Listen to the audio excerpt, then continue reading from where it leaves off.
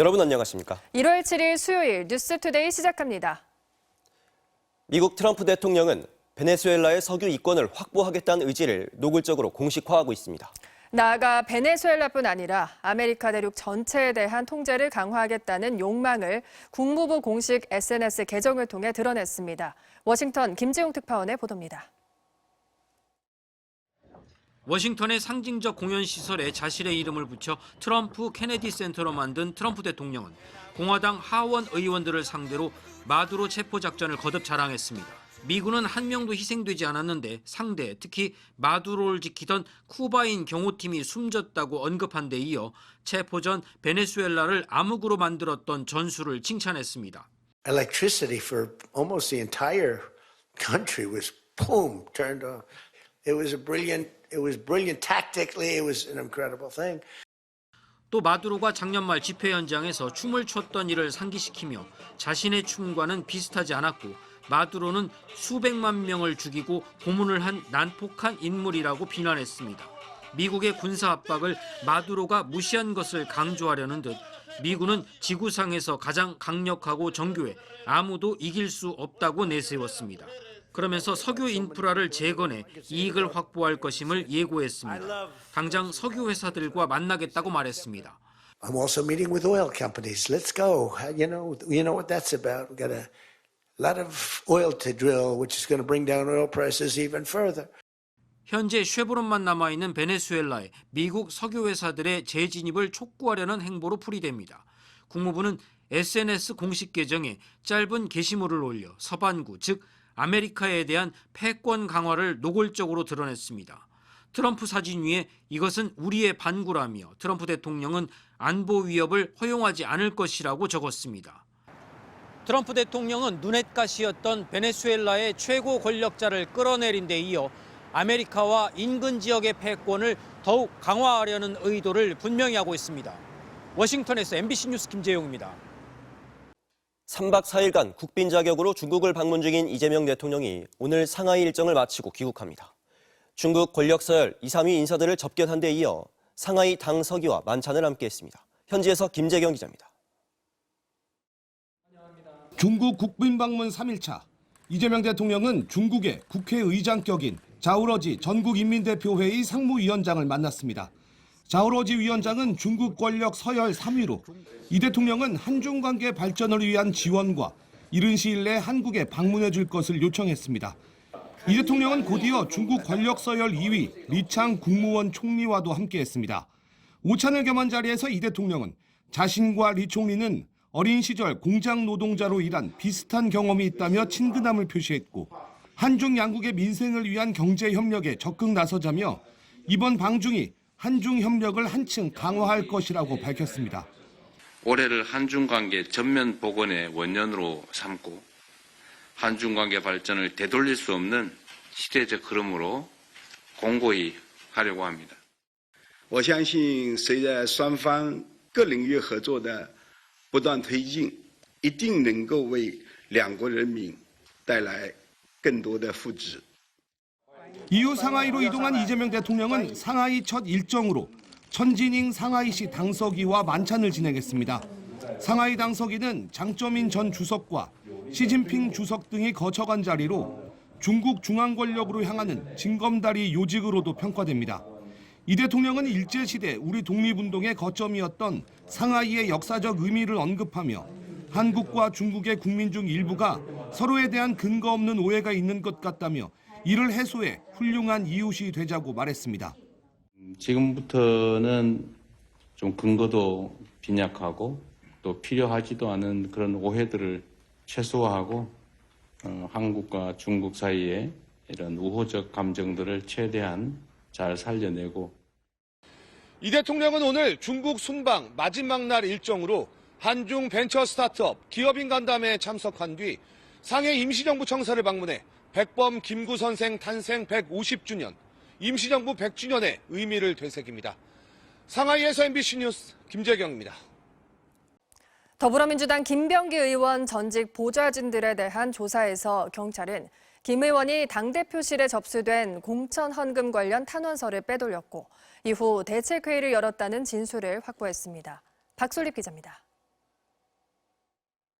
서울 동작구의회 전직 의원 2명이 작성한 탄원서입니다. 2020년 총선을 앞두고 김병기 의원 배우자에게 각각 2천만 원과 1,000만 원을 건넸고 수개월 뒤 돌려받았다는 내용입니다. 지난 2023년 12월 당대표실을 통해 윤리감찰단에 넘겨진 것으로 알려졌지만 김 의원 손에 들어갔다는 의혹이 일면서 추가로 고발됐습니다. MBC 취재 결과 김 의원이 탄원서 접수 직후 대책회의를 열었다는 진술을 경찰이 확보한 것으로 확인됐습니다. 전 보좌진들은 경찰 조사에서 김 의원이 당시 전화 한 통을 받고 나갔다 돌아오더니 투서가 접수됐다는 말을 했다고 진술했습니다. 이후 국회의원회 간 김병기 의원실 의원방에서는 회의가 열렸다는 겁니다. 회의에 들어갔던 한 보좌진은 김 의원과 배우자, 현금 수수에 관여한 최측근 구의원 이모 씨 등이 모였고 탄원서 내용에 대해 배우자와 이 씨 두 사람이 대체로 맞다고 인정했다고 경찰에 말했습니다. 이 보좌진은 MBC에 당시 김 의원 배우자는 탄원한 사람들이 처벌받을 테니 절대 못 나선다며 태평한 모습을 보였다고 전했습니다. 또 돌려준 돈과 관련해 최측근 이 씨는 김 의원 집에서 현금을 받아갔다고 설명했다고 주장했습니다. 탄원서 접수를 어떻게 알았고 이후 대책회의를 연 게 사실이냐는 MBC 질의에 김병기 의원 측은 대부분이 사실 무근이라고 밝혔습니다. 회의에 참석한 것으로 지목된 최측근 구의원은 아무런 답을 하지 않았습니다. 김 의원 공천 헌금 의혹을 처음으로 공개했던 이수진 전 의원을 상대로도 탄원 경위를 확인한 경찰은 수사를 이어갈 방침입니다. MBC 뉴스 박솔립입니다. 무소속 강선우 의원의 공천 헌금 1억 원 수수 의혹 관련 수사도 속도를 내고 있습니다. 경찰은 김경 서울시 의원으로부터 1억 원을 받아 보관했다고 지목된 강 의원의 전직 보좌관을 어제 피의자 신분으로 불러 16시간 가까이 조사했습니다. 도윤선 기자입니다. 강선우 의원의 공천 헌금 수수 의혹 핵심 인물로 지목된 전직 지역구 사무국장 남모 씨. 어제 경찰에 출석해 16시간가량 조사를 받았습니다. 김경시 의원한테 2억 받고 보관하신 거 맞습니까? 오늘 어떻게 설명하실까요? 강선우 의원이 반환 지시했습니까? 남 씨는 지난 2022년 4월 서울시의원 공천을 신청한 김경 후보자로부터 공천 헌금 1억 원을 받아 보관한 의혹을 받고 있습니다. 경찰은 남 씨를 정치자금법 위반과 뇌물수수 혐의 피의자로 전환했습니다. 사무국장이 그러니까 보관하고 있었다는 거 아닙니까? 일반인들이 이해하기는 쉽지 않은 얘기들이거든요. 님이 정말 그냥 아무 생각이 없었던 거죠. 정말. 경찰은 어제 조사에서 남 씨를 상대로 김경 시의원으로부터 1억 원을 받았는지, 강 의원 지시로 돈을 돌려줬는지 등을 집중 추궁했습니다. 의혹 당사자들의 입장은 엇갈리고 있습니다. 강 의원은 사무국장으로부터 보고를 받고 여러 차례 1억 원을 반환하라고 지시했고 반환됐음을 확인했다고 해명한 반면 김경 서울시 의원은 공천 대가로 그 누구에게도 금품을 준 사실이 없다고 맞서고 있습니다. 경찰 고발 이튿날 출국해 현재 미국에 머물고 있는 김 시 의원은 MBC에 지난해 11월 계획한 개인 일정으로 귀국 후 성실히 수사에 임하겠다는 입장을 밝혀왔습니다. 다만 귀국 계획을 묻자 이달 중이라고만 답했습니다.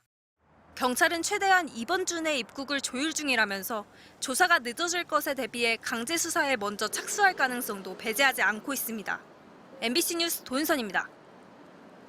통일교의 광범위한 정치권 로비 의혹을 수사할 또 다른 특검인 통일교 특검법 합의가 여야의 입장차로 지지부진한 가운데 검경이 합동수사본부를 꾸렸습니다. 여당이 요구하는 특검 수사 범위와 마찬가지로 통일교뿐 아니라 신천지도 수사 대상이 됐습니다. 유서영 기자입니다.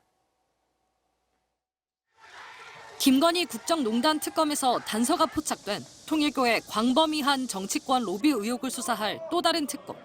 이른바 통일교 특검을 두고 여야가 합의점을 찾지 못한 가운데 검경 합동수사본부가 먼저 출범했습니다. 이름은 정교유착 비리합동수사본부. 정관계 인사 금품 제공, 특정 정당 가입을 통한 선거 개입 등을 수사하게 되는데 통일교뿐 아니라 신천지도 수사 대상에 포함됐습니다. 여당이 특검법에 담으려는 수사 범위와 같습니다. 앞서 이재명 대통령은 국무회의에서 특검만 기다릴 순 없다며 통일교와 신천지 의혹을 수사할 합동수사본부 구성을 직접 거론했습니다. 통일교 신천지 얘기는 저도 사실 오래전에 얘기도 한번 했었던 의제이긴 한데 이게 특검한다 그래서 우리가 더 이상 얘기는 안 하고 대검찰청은 헌법상 정교분리 원칙을 침해할 소지가 있고 민주주의 미래를 위협하는 중대한 사안이라고 합동수사의 필요성을 밝혔습니다. 검찰에서는 검사 10명과 수사관 15명, 경찰에선 22명을 파견합니다. 본부장은 김태훈 서울 남부지검장으로 하고 부본부장은 임삼빈 대검 공공수사기획관과 한명욱 전북경찰청 수사부장, 이렇게 검찰과 경찰이 한 명씩 맡았습니다. 검찰로 넘어온 사건들은 검찰 쪽에서 법리 검토와 재판까지 이어가고 현재 수사가 진행 중인 사건은 경찰 쪽에서 계속해서 수사를 한다는 계획입니다. 이에 따라 경찰 특별전담수사팀이 수사 중인 전재수 민주당 의원의 금품 수수 의혹 등 모두 합수본으로 넘어올 걸로 보입니다. MBC 뉴스 유상입니다.